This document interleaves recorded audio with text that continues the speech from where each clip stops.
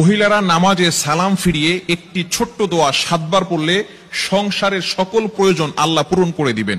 মনে রাখবেন, আমাদের মা বোনরা যারা আছেন তারা অনেকেই কিন্তু সংসারের ভিতরে সুখ চান, শান্তি চান, এবং বিশেষ করে অনেক সময় স্বামীর অবস্থা খুব ভালো থাকে না। স্বামী দেখা যাচ্ছে অনেক কষ্ট করছে, কিন্তু সংসারে কোনো উন্নতি করতে পারছে না, ডেভেলপ করতে পারছে না। এই জন্য মহিলারা বিশেষ করে যারা আছেন তারা কিন্তু ঘরের ভিতরে অনেক সময় পান, নামাজ পড়ার একটু সময় পান, নামাজের পরে একটু আমল করার সময় পান। যেহেতু পুরুষরা বাহিরে থাকে, সকালবেলা বের হয় আর অনেক রাত্রে চলে আসে, এবং বিশেষ করে অনেক কষ্ট তারা বাহিরে করে থাকেন। বিশেষ করে পুরুষরাও যদি পারেন এই আমলটি করবেন। 5 ওয়াক্ত নামাজ আপনাকে মাস্ট বি পড়তেই হবে।